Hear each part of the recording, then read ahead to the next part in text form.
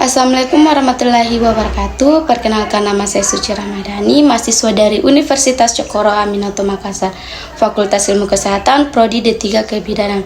Di sini saya akan mempresentasikan hasil tugas saya yang berjudul Konsep Umum Persalinan. Yang pertama, definisi persalinan. Persalinan adalah proses membuka dan menutupnya serves dan janin turun ke dalam jalan lahir. Kelahiran adalah proses di mana janin dan ketuban didorong keluar melalui jalan lahir. Persalinan dan kelahiran normal adalah proses mengeluarkan janin yang terjadi pada kehamilan cukup bulan 37 sampai 42 minggu. Lahir spontan dengan presentasi belakang kepala yang berlangsung dalam 18 jam tanpa komplikasi ibu dan baik ibu maupun janin. Faktor-faktor mulainya persalinan ada 5. Yang pertama, faktor power. Yang kedua, jalan lahir. Yang ketiga, janin dan plasenta. Yang keempat, psikis. Yang kelima, penolong. Tahap persalinan ada 5, yaitu kala 1 adalah pembukaan serves yang berlangsung antara pembukaan 0 sampai pembukaan lengkap 10 cm. Kala 2 yaitu dimulai ketika pembukaan serves sudah lengkap dan berakhir dengan lahirnya janin. Kala 3 dimulai setelah lahirnya bayi, berakhir dengan lahirnya plasenta dan selaput ketuban. Kala 4 dimulai setelah lahirnya plasenta dan berakhir 2 jam setelah itu. Dilakukan dengan melakukan pemantauan pada kala 5, yaitu lakukan rangsangan taktil untuk merangsang uterus baik dan kuat. Evaluasi tinggi fundus uteri memperkirakan kehilangan darah secara keseluruhan.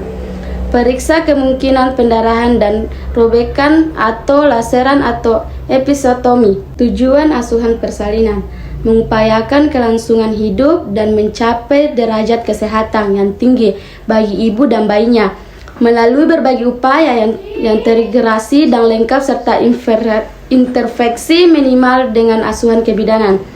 Persalinan yang adekuat sesuai dengan tahap persalinan sehingga prinsip keamanan dan kualitas pelayanan dapat terjaga pada tingkat dan optimal. Tanda-tanda persalinan ada 5. Yang pertama, lektenin. Yang kedua, polakasiwaria. Yang ketiga, fase labor. Yang keempat, perubahan servis. Yang kelima, energi sport. Next, materi kedua, perubahan fisiologis pada ibu bersalin. Pertama, definisi perubahan pada ibu hamil. Ibu hamil mengalami perubahan pada diri baik secara fisik maupun fisiologis. Dengan terjadinya perubahan tersebut, maka tubuh mempunyai kebutuhan yang harusnya dipenuhi. Seringkali kita mendengar ibu hamil sangat bahagia setelah mengetahui dirinya hamil. Namun, ada juga ibu hamil merasa bingung, mudah sedih, mudah menangis, padahal dia sering tidak mengetahui apa penyebab perasaan tersebut. Kalau perasaan seperti itu terus terjadi, maka dapat mengganggu kehidupan sehari-hari, bahkan membuat orang sekitar menjadi bingung. Pada ibu bersalin terbagi atas 2 kala.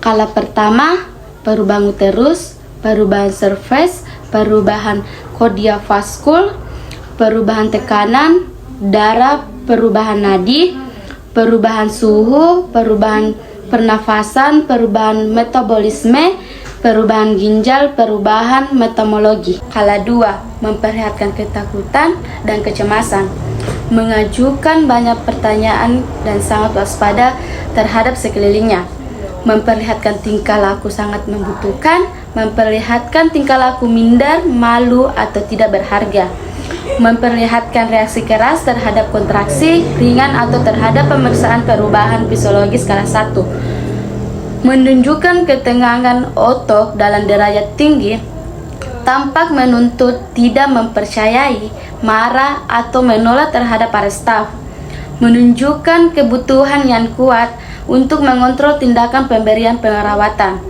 tampak lepas kontrol dalam persalinan, merasa diawasi merasa diabaikan, respon melawan atau menghindari yang dipicu oleh adanya banyak fisik, ketakutan, kecemasan, dan bentuk distres lainnya.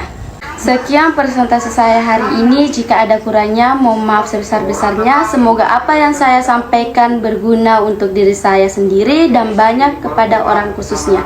Terima kasih.